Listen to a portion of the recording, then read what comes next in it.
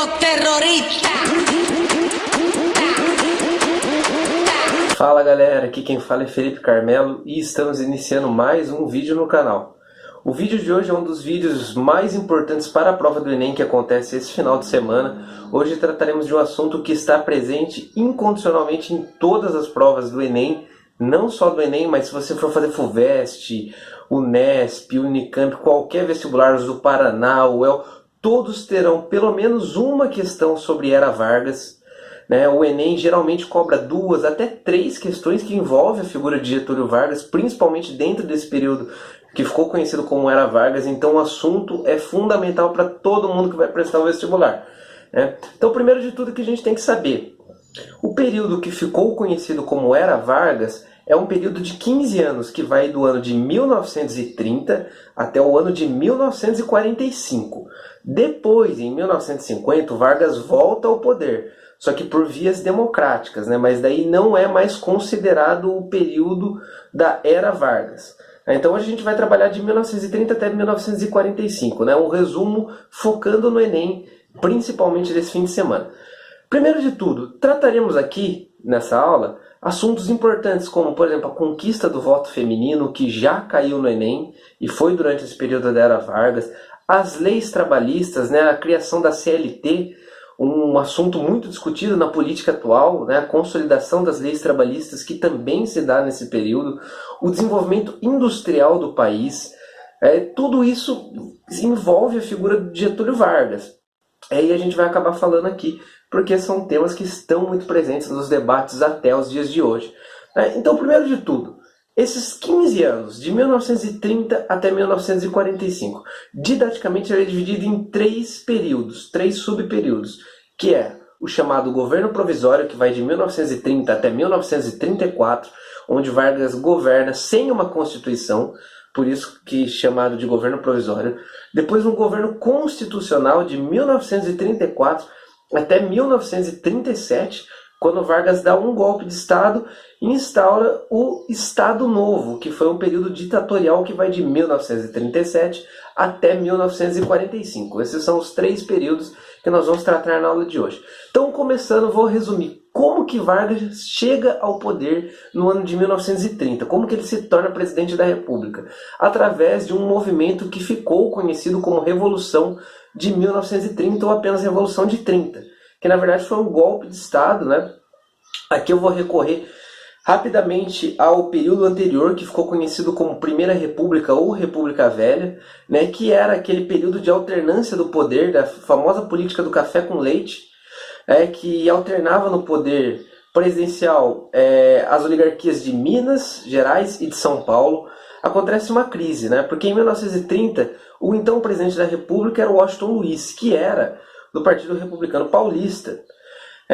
Só que em 1930 seriam convocadas novas eleições, e foram. Só que pelo acordo da política do café com leite, o próximo que seria indicado seria um mineiro. Só que vai acontecer um problema, o Washington Luiz vai indicar um outro paulista. Então se você tinha um paulista no poder, o próximo era para ser um mineiro. Só que o Washington Luiz vai lá e indica outro paulista, Júlio Prestes. Obviamente que o Partido Republicano Mineiro não vai gostar nem um pouco disso, assim como outros estados do Brasil também. O Partido Republicano Mineiro vai se aliar com outros estados para tentar impedir a candidatura de Júlio Prestes. Então, a partir disso, vai se gerar uma crise no Brasil, que vai colocar Getúlio Vargas no poder. Acontece o seguinte, quem que vai liderar essa revolta contra o Partido Republicano Paulista? A figura de Getúlio Vargas, que era um gaúcho que já tinha cargo político lá no seu estado, que já estava se destacando lá, e agora ele vai acabar então liderando todo esse movimento que ficou conhecido como Revolução de 30, e com isso eles conseguem, devido às sucessivas crises, conseguem colocar Getúlio Vargas no poder, principalmente depois da morte de seu vice no período, o João Pessoa. Bom, com isso começa então em 1930 o governo provisório. Era um governo que não tinha Constituição, porque aquela Constituição de 1891 foi rasgada por Getúlio Vargas e todos os seus aliados, parte do exército que se aliou a ele na Revolução de 30 para tirar os paulistas do poder. Então, por isso que esse governo de 1930 até 1934 fica conhecido como governo provisório. É um governo onde não há Constituição, o que é um grande problema. Óbvio que é um governo que vai iniciar com toda uma atmosfera de crise, porque é claro que os paulistas não vão aceitar tudo isso que aconteceu. Os paulistas sempre estiveram no poder e agora, de repente, sofreram um golpe de Estado e uma figura de Getúlio Vargas que aparece e de repente está na presidência da República sem ter uma Constituição que indica quais são os seus poderes, até onde ele pode, o que ele pode fazer, o que ele não pode fazer. Então começa-se todo um período de turbulência entre os paulistas, principalmente, e Getúlio Vargas. Além de todo esse período de turbulência política, é um período de turbulência econômica, onde o café, que foi até então e era até então a principal fonte de riqueza do Brasil, estava em baixa devido principalmente à crise e à quebra da Bolsa de Valores de 1929, lá de Nova York. Então, o café estava com um valor muito baixo no mercado externo e era o grande foco aí da economia brasileira, era o grande produto da economia brasileira. Então é preciso mudar algumas coisas. Então você tem uma crise política, uma crise econômica, sabe-se que não será um período fácil. Então Vargas suspende a Constituição de 1891, fica esse período sem nenhuma Constituição e obviamente que os paulistas vão pressionar, não vão aceitar isso facilmente. E cada vez mais, a partir de 1930, Getúlio Vargas vai centralizando o poder em suas mãos. Isso vai acompanhar, conforme ele chega, vai passando os anos, ele vai centralizando cada vez mais dentro desse jogo político. Para piorar ainda mais a situação, Vargas vai nomear interventores do seu grado, no lugar dos governadores dos estados. Cada vez mais ele vai tirando a autonomia dos estados e vai colocando pessoas de sua confiança que ele vai chamar de interventores. Óbvio que os paulistas não vão gostar nem um pouco, ainda mais que Vargas acabou indicando um tenente oriundo do Nordeste como interventor de São Paulo. E era alguém do seu interesse, do interesse de Vargas. Claro que isso vai gerar mais e mais revolta pelos paulistas. Tanto é que isso vai se estourar em 1932, um movimento que ficou conhecido como a Revolução Constitucionalista de 1932. O nome já nos ajuda, Os paulistas, além de estarem revoltados com a política de Vargas e tudo o que estava acontecendo, e deles tendo cada vez menos participação no poder, eles vão exigir uma Constituição, que se faça uma Constituição, porque Vargas estava governando sem Constituição alguma. Por isso ficou conhecido como a Revolução Constitucionalista. Foi uma manifestação onde os paulistas pegaram em armas e acabam saindo derrotados desse movimento. O que marcou muito esse movimento foi a morte dos 4 jovens, Miragaia, Martins, Drauzio Camargo, que ficou conhecido como MMDC, e acabaram virando mártir até os dias de hoje. Esses 4 jovens que lutaram aí na Revolução Constitucionalista, 4 jovens paulistas, tá? E claro que esse movimento foi sufocado de maneira violenta por Vargas. Então muitos paulistas morreram, porém não dá para dizer que eles saíram totalmente derrotados, pois logo em seguida do término dessa revolução, Vargas convoca uma Assembleia Constituinte, ou seja, vai ser feita uma Constituição, uma nova Constituição. Essa Constituição que vai ser consolidada, vai ser promulgada no ano de 1934.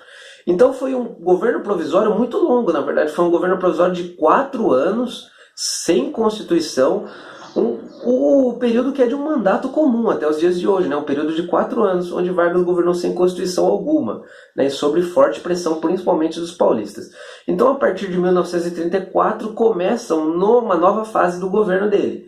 Uma nova fase da era Vargas, que ficou conhecida como governo constitucional, pois agora tem-se uma Constituição. A Constituição de 1934, que foi promulgada, e ela tinha todo um caráter liberal.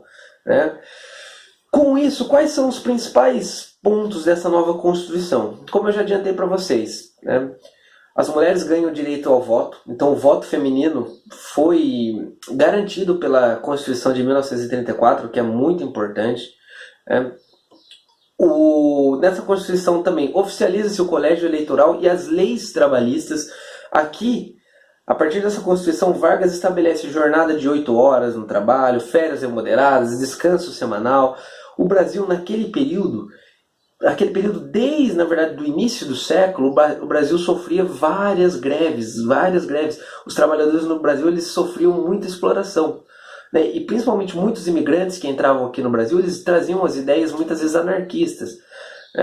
As ideias. Vale lembrar também que desde 1922 você tinha o Partido Comunista do Brasil, o PCB. Então as greves geralmente eram lideradas por essas ideias, lideradas por esses movimentos. Então muitas vezes os trabalhadores eles eram explorados aqui no Brasil. Trabalhavam 14, 16 horas por dia, ganhavam muito pouco. Então você tinha greve estourando para todo lado no Brasil inteiro. Tanto é que Vargas vai agora e consegue uma das principais pautas pedidas por esses trabalhadores, que era a jornada de 8 horas. Além disso, o Vargas vai estabelecer a nacionalização das riquezas naturais, bancos, seguradoras. Outra coisa muito importante, é que a partir de 1934, então, se estabelece que haveria uma nova eleição a partir de então. Só que essa eleição não foi o povo que foi votar, não. Foi apenas a Assembleia Constituinte. E a partir dessa votação, Vargas é eleito o próximo presidente do Brasil em 1934. Então, outra coisa que é muito importante a gente falar nessa década de 30, durante esse período do governo constitucional, é que a gente não pode esquecer que o Brasil ele vai refletir o que estava acontecendo também no mundo, principalmente no mundo ocidental, na Europa Ocidental. Então, na década de 30, há um crescimento nos países da Europa do nazifascismo, movimentos de extrema-direita, movimentos ditatoriais. E isso vai refletir no Brasil. Isso vai refletir muito no Brasil, com a criação de um movimento que ficou conhecido como Ação Integralista Brasileira, AIB, que tinha cunho extremamente fascista, de extrema-direita mesmo. Em contrapartida, você teve a criação também da Aliança Nacional Libertadora, a ANL, que era um movimento contrário à AIB. A ANL era liderada por ninguém mais, ninguém menos que Luiz Carlos Prestes, um comunista. Então a ANL, na verdade, ela era formada não só por comunistas, mas era formada por liberais, nacionalistas, sindicalistas, membros do Partido Comunista, mas a grande liderança era Luiz Carlos Prestes. E a AIB era esse movimento de cunho fascista, a Ação Integralista Brasileira, ela era comandada por um cara chamado Plínio Salgado. Então você tinha toda essa tensão aqui dentro do Brasil na década de 30, entre movimentos comunistas crescendo cada vez mais e movimentos fascistas. Ou seja, você tinha esse grande embate ideológico no Brasil. A ANL, Ação Nacional Libertadora, começou a questionar algumas medidas do governo Vargas. Porque a gente repara também que na década de 30, cada vez mais o Vargas ele vai se aproximar desses movimentos nazifascistas da Europa, esses movimentos de cunho nazifascistas. Então ele começou a ser muito questionado. Com isso, no ano de 1935, Vargas decide fechar as portas da Aliança Nacional Libertadora, coloca na ilegalidade. Só que isso vai gerar uma consequência. Esses caras da Aliança Nacional Libertadora não vão ficar quietos. Eles vão tentar, então, dar um golpe no governo do Vargas, que ficou conhecido como a Intentona Comunista, o Levante Vermelho do ano de 1935. Claro que isso não vai dar certo, o governo Vargas vai conseguir sufocar todo esse movimento e vai prender os seus principais líderes, como Luiz Carlos Prestes. É aqui, inclusive, que o Vargas ele prende a esposa de Luiz Carlos Prestes, a Olga Benário, que é torturada e enviada aos nazistas lá na Alemanha, mostrando toda essa ligação que Getúlio Vargas tinha nesse momento com o nazifascismo da Europa. Ele vai mandar a Olga Benário para um campo de concentração nazista, lá na Alemanha. Inclusive ela estava grávida, para vocês terem uma noção. E isso não para por aí. A partir de 1935, então se instaura todo um conflito ideológico muito mais forte no Brasil. A partir desse movimento que ficou conhecido como Intentona Comunista, o Vargas ele vai fazer de tudo para forjar e aumentar ainda mais.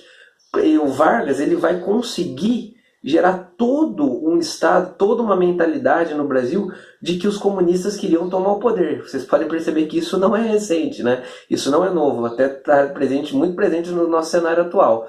Mas Vargas, ele inclusive vai forjar um documento falso, que depois de muitos anos descobriu-se que era falso, que ficou conhecido como Plano Cohen. O Plano Cohen, que era o quê? Haveria um suposto espião soviético no Brasil, um espião soviético chamado Cohen, que queria tomar o poder, que estaria aqui aliado a alguns movimentos, aos comunistas aqui do Brasil, para tomar o poder no Brasil. Só que esse documento é um documento falso. Na verdade, esse espião Cohen não existia. Então Vargas utilizou isso para criar todo um clima de tensão e de tomada ao poder, que os comunistas iam tomar o poder, e com isso, no ano de 1937, ele anuncia pelo rádio um golpe de Estado. e com isso ele vai centralizar cada vez mais o poder em suas mãos para combater esse suposto comunismo, né? E então, a partir de 1937, começa-se o período conhecido como Estado Novo. Vale lembrar que no ano de 1938 teriam novas eleições presidenciais, né? Mas Vargas não deixa chegar a 1938. Em 1937 ele já anuncia esse golpe de Estado, vai se manter no poder e agora mais do que nunca ele vai centralizar todo o poder em suas mãos, né? A partir desse período que vai durar até 1945, tá? Bom, agora com todo o poder concentrado em suas mãos, Vargas vai fechar o Congresso, ele vai extinguir todos os partidos políticos, é de fato uma ditadura, onde ele tem todo o poder, todo o controle em suas mãos. Vai rasgar mais uma Constituição, a de 1934, e agora vai instaurar uma nova Constituição que ficou conhecida como Constituição Polaca, de 1937. Numa Constituição de cunho fascista, né, totalmente centralizadora e totalmente ditatorial. Então, como eu disse, o Vargas, além de fechar o Congresso, ele vai substituir todos os interventores com o apoio do Exército Nacional, extinguir todos os partidos políticos. A ação integralista brasileira, aquela de cunho fascista, que ficou do lado do Vargas contra os comunistas, agora também vai ser extinta, acabou se dando mal também. É aqui que Vargas, no ano de 1939, cria o famoso DIP, Departamento de Imprensa e Propaganda. Nesse Departamento de Imprensa e Propaganda, além de censurar, né, todos os veículos de comunicação do país, ele vai ter todo um papel de construir uma figura do Vargas, mesmo sendo um ditador, construir uma figura simpática ao Vargas, toda aquela figura de pai dos pobres, né, alguém que se preocupa com o trabalhador, tudo isso vai ser função do DIP, Departamento de Imprensa e Propaganda, né, que vai fazer uma forte propaganda no seu governo, seja nas cartilhas das escolas, seja no rádio, principalmente. O Vargas utiliza muito o rádio, né, para fazer propaganda a seu favor. É nesse período também que você tem uma maior centralização e maior ainda nacionalização, né, do governo. Então, por exemplo, é nesse período de 37 a 45 que você tem uma forte industrialização brasileira, criação de umas estatais muito famosas, como a Vale do Rio Doce, que hoje já não é mais a Vale do Rio Doce, já não é mais estatal e apenas a Vale, né? Foi vendida durante o governo do FHC, a Companhia Siderúrgica Nacional, a CSN, que o Brasil consegue num acordo com os Estados Unidos, né? Então quem deu o dinheiro para a construção da CSN, na verdade, foi os Estados Unidos, e em troca o Brasil entrou na Segunda Guerra Mundial ao lado norte-americano. Então, claro, o Vargas ele precisa de uma siderurgia, porque se você quer industrializar o país, não tem como você industrializar sem ter uma siderurgia, né? Sem você ter a criação do aço, dos metais fundidos, enfim. Então o Vargas consegue esse acordo com os Estados Unidos e entra em 1942 na Segunda Guerra Mundial ao lado norte-americano. É nesse período também que você tem a criação da CLT, Consolidação das Leis Trabalhistas, no ano de 1943. Então vocês vão vendo que são várias as coisas importantes que acontecem durante esse período do Estado Novo. Tá? Só que aí instala-se uma crise, né? Uma crise política no Brasil. Pelo simples fato de ser uma grande contradição o Brasil lutar contra o nazifascismo ao lado dos Estados Unidos, sendo que ele, Brasil, vivia um governo ditatorial que inclusive tinha fortes semelhanças com o nazifascismo da Europa. Então começou a se tornar insustentável politicamente falando. Então não tinha cabimento isso. E claro que a oposição vai bater muito forte no Getúlio Vargas a partir disso, né? Então o Brasil entra na Segunda Guerra ao lado dos Estados Unidos, com os Estados Unidos propunha toda essa ideia de democracia, só que tinha essa grande contradição dentro do Brasil. Claro que a oposição a Vargas então vai crescer, vai bater em cima disso.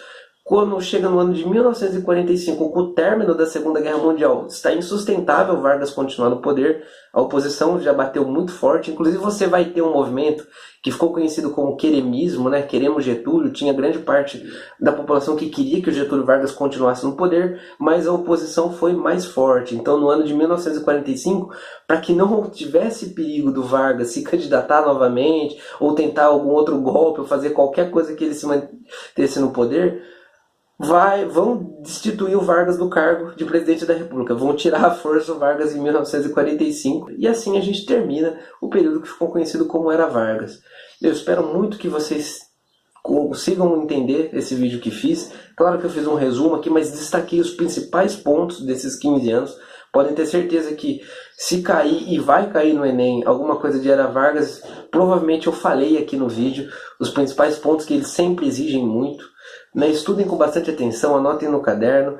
Qualquer dúvida podem me procurar nas redes sociais, no meu Instagram, que eu vou deixar aqui na descrição do vídeo. Não deixe de dar um like aqui embaixo, que me ajuda bastante, compartilhar com os amigos. E um forte abraço, até o próximo vídeo.